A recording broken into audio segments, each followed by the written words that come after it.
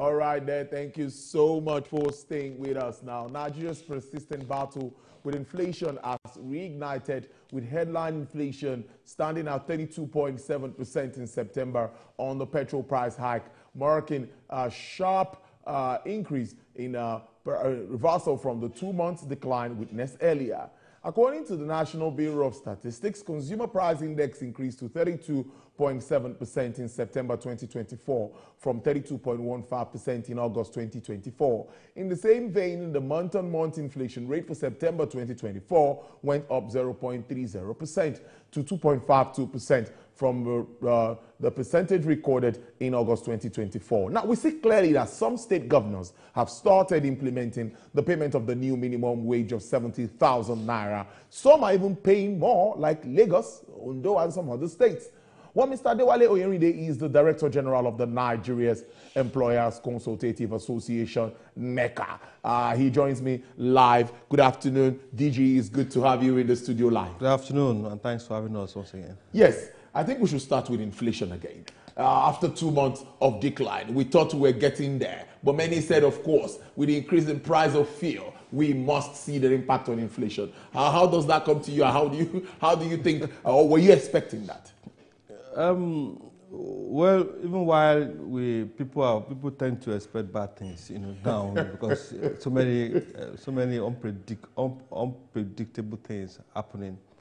We had hoped that there will be a sustained reduction, in whatever context, in the inflation rate, because the consequences is quite huge, the consequences is quite large. The issue about cost of living, which also is at the heart of those issues. People have rightly so, raised the issue of the new national minimum wage, which has also been technically rubbished with the whole context of rising inflation, rising cost of living, increasing energy cost, that's petrol, increasing diesel, even the gas that people seems to be using is also increasing. So it's a big issue that we're hoping that they'll be able to get a balance at the point. Why the monetary policy authorities are doing their bit, the fiscal authorities are doing their bit, but I think there should be more coordination so that while we are trying to achieve some fundamental growth figures, yes, we don't also compromise the growth or development of some others, like the issue of the interest rates that people have mentioned. And the CBN governor also emphatically stated this at the NEG summit, that this is what they are going to do. He was a bit bullish in his comment that this is what they are going to do, this is how they are going to approach it. But I think it also sometimes be good to take a step back, be more circumspect, and also build consensus around all these issues. For us, I think it's a difficult situation to find ourselves, but with more consensus and giving attention to those areas where we need to, I think we can achieve more. The interest rate, why the plan of the government to achieve some level of stability, even in the forex market, is quite commendable. But we also have to look at the SMEs, look at are we squeezing funds away from local manufacturers, local businesses. So there is that balance, that critical balance is what we haven't really found, and we hope the CBN will find that balance as quickly as possible. It's a good way to start. We're talking about the minimum wage. Many are also high expectations, like I said in my introduction. Some governors are even offering more than that. We know that the private sector guys have already said, we have never made double of what we've invested in recent times. So when many of them are saying we will do more, what's the position of the private player now that has all of this to contend with? First, as I always said, you have to commend the private sector, for what we have done and what we are still doing. Even when last year, when the president gave an address, that was in August, and he raised the issue of palliatives, of support. I think he also specifically commended employers for taking the bull by the horn. Even before we get into the conversation of minimum wage, we got into the conversation of palliatives at the government level. Even before the conversation about wage award came up between government and labor, private sector has taken the lead. Some have double salary, some came up with different schemes, transport subsidies, some gave products, We also championed the 3 days working week that most governors are now imbibing. So we've taken the lead. And fortunately for the private sector also, while we were talking about 30,000 minimum wage, most private sector organizations were paying far ahead of 30,000. And when government came up with the issue of 70,000 as minimum wage, I can tell you for free that most organizations in the organized private sector, most sectors, the current minimum wage is far above 70,000. So for us, it's we'll continue to blaze the trail and continue to take employee welfare, employee issues, take it as seriously as we can. But kudos to the governors that are paying, that have accepted to pay 70,000, because on the long run, you know, the reality of it is this: with the many variables that we have now, you know, interest rate increment, so many rates going south, you know, you start wondering, okay, is 70,000 now? Is it okay? Energy costs going south. Petrol decided to join Forex in the race to in the race for 1,000 naira band. You know, so then you start looking, okay, how much can we give, or how much can an average Nigerian take in the context of tightening the belt? But we just hope that the coming of the Dangote refinery, we continue to hope that it will change the dynamics. You know, maybe not immediately, but progressively, we hope the dynamics. Exactly, because we've seen some factors here, even talking about the crude for Naira thing, where many analysts have come up to say this will only help strengthen the Naira and maybe reduce the demand for foreign exchange, not necessarily going to bring the price down. You know, there is another school of thought now that says, for an average Nigerian, and these are fundamental conversations that are going on with some stakeholders, for an average Nigerian who is fortunate to be born in Nigeria, then what would be the benefit of having crude in my country? Do I really have to face the burden of facing the burden of the international market? You know, something should count for being a Nigerian. If we don't have oil, if we don't have crude, then we can come up and give absolute business case. But for being a Nigerian, for crude being in Nigeria, I think there's something should count for that opportunity for being a Nigerian. So the argument why some have said it's neither here nor there, but notwithstanding that, we know the prices where we're buying it, where we're importing, where we're absolutely importing. There are some variables in the cost, which you can't run away from because you are importing. But now that we are not importing, that should be eliminated. Those costs ordinarily should be eliminated. So, and some have said, rightly or wrongly, that the oil and gas industry seems to be, the more you look, the less... There needs to be more transparency. I was going there. Absolutely. In putting these figures together and letting us really understand what which is which. You know, that's really worrisome. And let's see how that... Sorry to make your points, please. From a layman's perspective... Yes, please. And that's part of the things we said government should build consensus around a lot of things. From a layman's perspective, when we are importing absolutely, you know, people throw around the templates, how we arrive at the figure. So when we are no more importing, the common man expectation is that those items that are import related, they just knock them off. And then let's see what the figure will look like. But we need more transparency in this conversation, and government also need more stakeholder engagement. We need to build consensus, not only about issue of fuel, issue about the policies, issue about the reforms.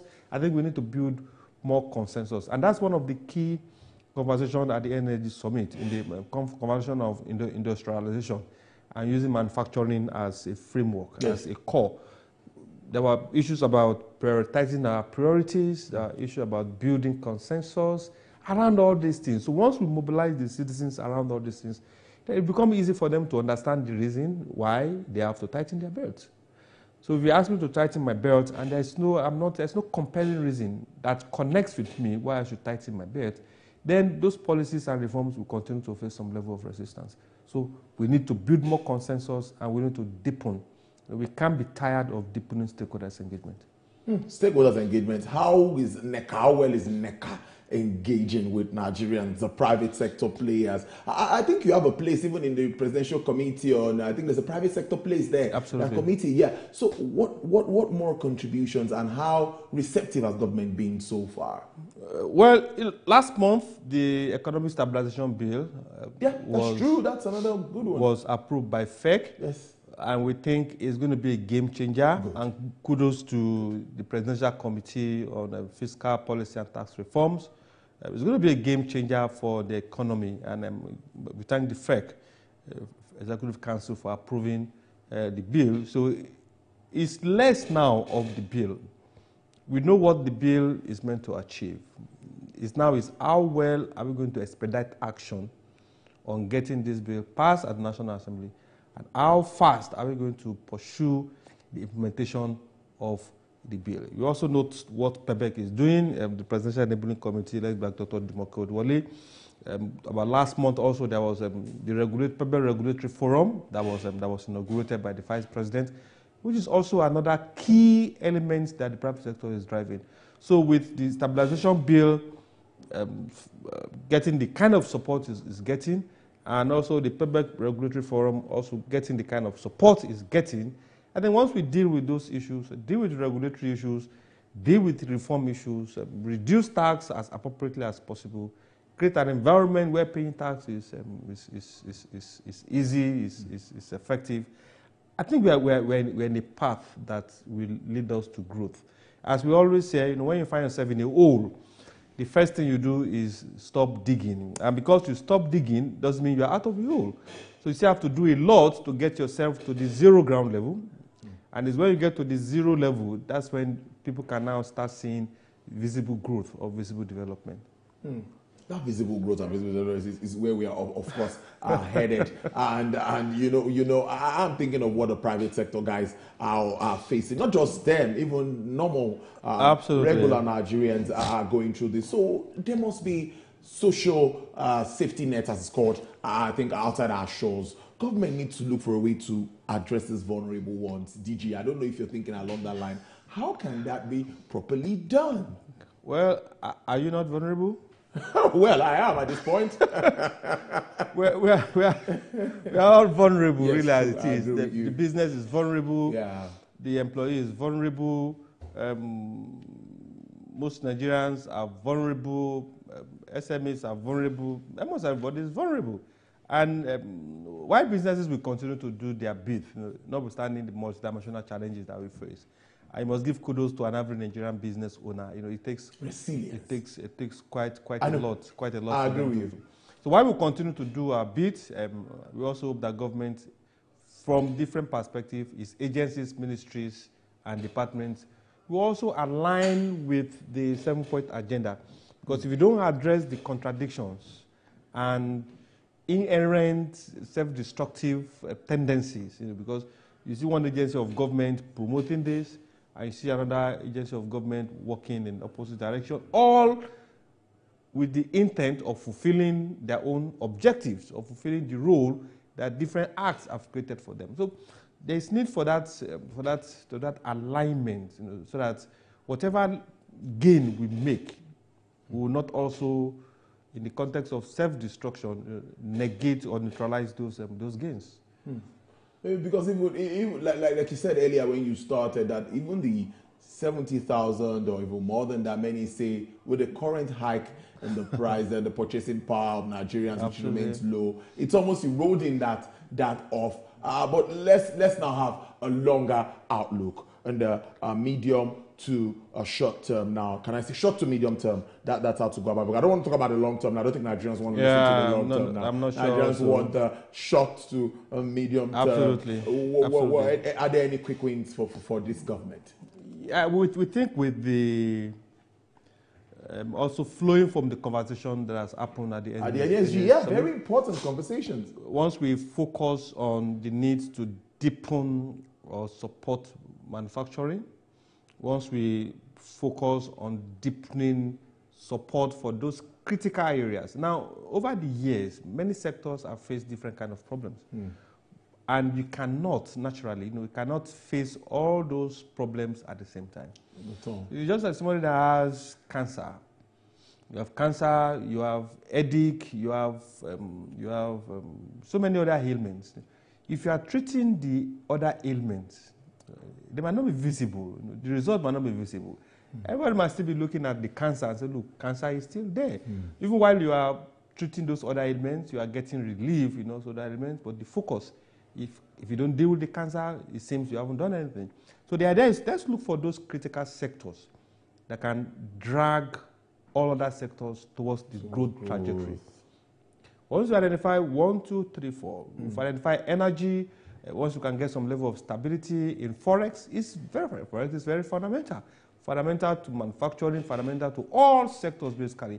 Once we get it right at that monetary policy platform, then we deal with the issue of energy. And the prof that came up earlier also mentioned the issue of food security. Once we deal with those fundamentals, just pick 5 fundamentals, or the government have picked 7 now, just address those 7, get the people to mobilize around those 7s, and we start seeing progressive growth. In the short term, the prospect is good. Once again, I emphasize the economic stabilization plan is fundamental to wherever we are going. Once we can get that signed by approved by the National Assembly, enacted into law, I think we'll be in a good place to start seeing some very visible growth everywhere. We hope to see you again, and we'll talk more about this as usual. Mr. Adewale Oyerinde is the Director General of the Nigerian Employers Consultative Association, always there for us. Thank you so much for your time. We appreciate this. Thank you for having us. All right then.